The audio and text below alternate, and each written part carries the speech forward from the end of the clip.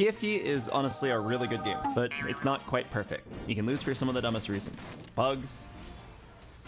What? What is this tiny little 0 HP Yasuo? Missing on your roll down. Like, I literally just lost the entire game because I couldn't hit a single upgrade. This is the most inhumanly... Okay, yeah, of course. Or even just matchmaking death. Oh, no. I'm dead. Cypher cash out. No! I built such a good board at the end. There's a bunch of auto-battlers out there that try to do what TFT does, and some get pretty far with creative ideas. But Mechabellum takes auto-battling in a bold, new, chess-like direction that I'm shocked isn't used more often. Okay, hold on a sec. I want to actually set the stage here correctly, because I want you to know how much I mean this. I am a huge fan of Mechabellum. I first heard about them when they sponsored me on their launch last year, and I've been hooked since. I've played almost 400 hours in the last year, and in Season 1, I made it to top 200 global, which is their equivalent of Challenger. It's not quite the most deserved Challenger. I was a one-trick, and my strat got nerfed in Season 2, but hey, I got a few good wins against some pro players, so I'm pretty proud of my climb. They asked me to do a video for them, and I was happy to show off why Mechabellum is not just an outstanding auto-battler, but just outright an amazing game. Mechabellum has a genius premise with its core gameplay loop. It's a 1v1 or 2v2 game where you spend your money to build your army up turn by turn, but every turn you're forced to lock in your units. It's like the no scout, no pivot augment, but all the time. You don't get to see your opponent's position, but they don't get to see yours until you both lock in. Then you play the round out, and you both make adjustments with the previous round result in mind. You get some money, and if you lost last round, you got to figure out how to mix it up to make the battle play out in your favor, and if you won, you got to think about what your opponent's going to do and try to maintain the advantage. It's a chess-like back and forth with many ways to outsmart and outplay your opponent with almost zero RNG. It's impossible for me to explain the depth behind the game in just a few minutes, but I think I can get the idea across by showing you a very interesting show match that happened between me and a certain TFT personality you may already know and love. I was asked to play a show match against Froden, a brand new Mechabellum player with the help of a pro player and coach, Time for Miracle. It's kind of like if I faced off against Annie in TFT, but she had K3 Soju on Discord helping her build her board. So first things first, the moment you load into a game, you get a choice of one of 4 specialists. Each one starts with 2 random starting units and a different passive. Immediately, I'm super happy here because I got my favorite one, Cost Control Specialist, where you get additional money every round at the cost of 11% lower stats. I'm a huge fan of Costco Man because my favorite unit, the Hacker, costs a lot and its stats are already garbage but has an incredibly unique gimmick where you can steal units from the enemy board like Viego from set 5. The only hard part is getting them set up, so extra money helps a lot. We load into the map and I scout what Froden has. The game shows his units but not where he's placing it, which is a change from TFT that I absolutely love. No more last second side swapping or insane last second micro. Just make a guess as to what your opponent's going to do and then position accordingly. The guessing is part of the game. Froden has Hounds and Mustangs, 2 very standard all around units that do a little bit of everything, but with their only real weakness being a generally low damage output. With my 2 unit deploys, I choose to get 1 Crawler, 1 Sledgehammer. Basically more of what I currently have because I don't want to reveal my grand plan too early. In Mechabellum, every unit has a counter, and the earlier I reveal my grand plan, the earlier Froden can start to build around it. These crawler units are worth talking about. Mechabellum has 2 ways of tanking. The first is to just have a really high HP bull and take a long time to kill. Your standard tank, really. The second is to have a large unit count. For 100 gold, look how long it takes all these marksmen to kill a pack of crawlers. Like, yeah, you can do 4,000 damage per shot, and crawlers only have 300 HP, but 90% of that damage is wasted in overkill. These little crawlers and fangs are referred to as chaff, which means something worthless. Honestly, it's a little mean. These guys aren't worthless at all. They're the only reason our carries can get in and do damage later. I lock in my board with a nice standard chaff setup, and I see Froden went Phoenix, a flying sniper, for 200 gold. It's a nice combo for him, because his Hounds and Mustangs kill off the chaff, and the Phoenix can kill any high HP targets. I get completely rolled turn 1, but it's okay. Once I set up my real carry, I can actually play the game. Now going into round 2, my favorite unit Hackers aren't a good fit here because of his high unit count, so I opt for a Marksman carry to handle my single target damage. Marksmen do a lot of damage at long range, but have the downside of a very slow attack speed and will often get stuck on chaff. The key to setting up a good marksman board is to pair them up with good enough wave clear so the marksmen get right onto the priority targets.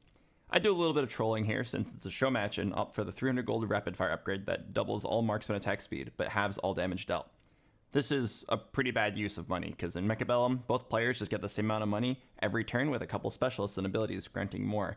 And since money is almost always equal, spending money on something that doesn't increase your total health pool or damage is pretty wasteful. It's a pretty bad first upgrade, but I had a fun vision of spamming a bunch of marksmen with rapid fire to wave clear for themselves. My content play gets immediately punished when Froden goes upgrade steel balls. Just look how long it takes one marksman, a supposed single target expert, to kill one of these 4 balls. Round 2 is not even close. Moving on to round 3, I opt for a crazy cheese play.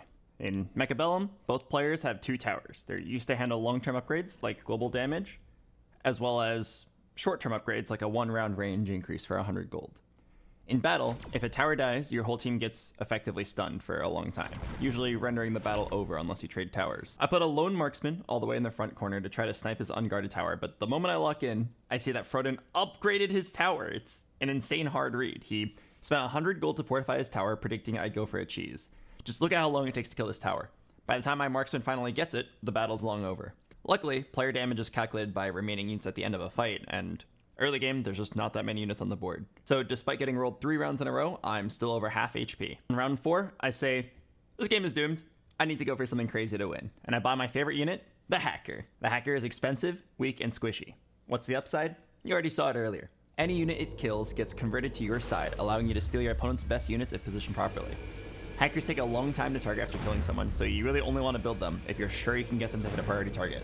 Something high HP. I noticed Froden has a lot of medium units and his steel balls are very tanky, so Hackers aren't a completely terrible play, but there's a lot of standard plays that could have dealt with the situation much better. My content play immediately fails because my wave clear is not good enough. In an ideal world, you have something clear the chaff so your Hacker gets onto the good stuff. In my match though, my Hackers can't get onto the correct tanky targets and my team collapses under the pressure of Froden's well-rounded standard board, with his crawlers taking aggro, his Mustangs clearing my chaff, and his Phoenixes killing my medium units. At this point, the game is 99% over. If this were a TFT game, I'd probably just FF to save time, but I say on stream that there's still one less Hail Mary play I can do. The Hacker has an interesting upgrade that splits its main hacking beam into 5 smaller beams, so maybe taking that and committing further into Hackers can get me to a point where I'm stealing his chaff and using it as my own. The fight looks closer, but once all the chaff is gone, my Hackers die before they can walk up to the Mustangs. In round 6, there's not really any options I can do to win the chaff war, so I go for a last-minute cheese play. Steel balls have scaling damage, where the longer they aim at the target, the more damage they do. Perfect for killing the tower. They also move very fast. I build one group of steel balls in the far corner and pray that Froden continues to bolster his main army. And it works! We kill his tower just in time and win a round for the first time this match. Now that I finally won a round and I'm sitting at 1 life, it's up to me to predict what Froden wants to do and build something that counters it. I go for a hard read that Froden's going to build 2 fortresses on his main army, since the game offered both of us the fortress card, and then he's going to build something small on the right side to handle my sneak attack. I build a Hacker, which at this point is fully upgraded with barriers, long range, and multi-hack on the right side, and some chaff, and it works perfectly. Froden goes for a temporary solution with these 50 gold missiles that bomb an area 1 time. My Hacker barrier blocks the 50 gold missile, and we once again get the turret early. He also built 2 fortresses exactly as predicted. My Hackers then hack his fortress, and the round is a complete stomp. Just look at how satisfying the player damage animation is when you win by a landslide. Despite losing the first 5 rounds, by winning just rounds 6 and 7 by so much, we are now both down to 1 life. I know I'm only winning because of these cheese surprise plays, but with both of us being 1 life, all I have to do to win the game is find 1 more cheese play. I can't compete with his well-built all-around army that has a little bit of everything and wins all front-to-back battles, so for the 10th time this match, I do 1 last crazy play. I build 3 giant sandworms. Giant tanky worms that dig underground and drop aggro, and we buy a mobile beacon for 100 gold, which allows you to command a small group of units. I send the worms straight from the middle of the battlefield to his tower to attack from 2 angles. Froden uses a powerful one-time ability, Orbital Javelin, to kill my right side, but 1 steel ball and 1 worm manage to make it, and with the scaling steel ball damage, we take the tower again. With the tower gone, my army gets a full 5 seconds to hack and kill as much of Froden's army as they want, and the round isn't even close. After doing 4 bad plays in a row, off the back of 3 cheese plays, we barely script a victory against Froden and his coach, Time for Miracle. I wanted to show off this game in particular because it perfectly illustrates the many ways you can win. Froden almost wins by building a solid army with almost no holes, and we barely find a way to sneak back in and cheese him out with 3 hard reads and make the comeback. It feels super rewarding to predict what your opponent wants to do, figure out how to deal with it, and then see your plan unfold in real time. It's an Autobattler with almost 0 RNG.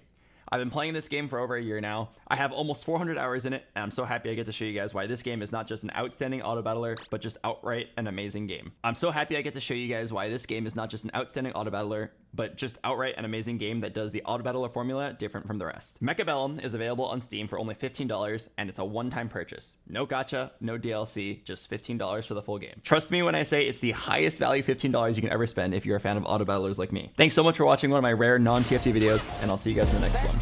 When I pass in the street, bag of money in the passenger seat. Simcoe's been asking for me on the road from the west to the east.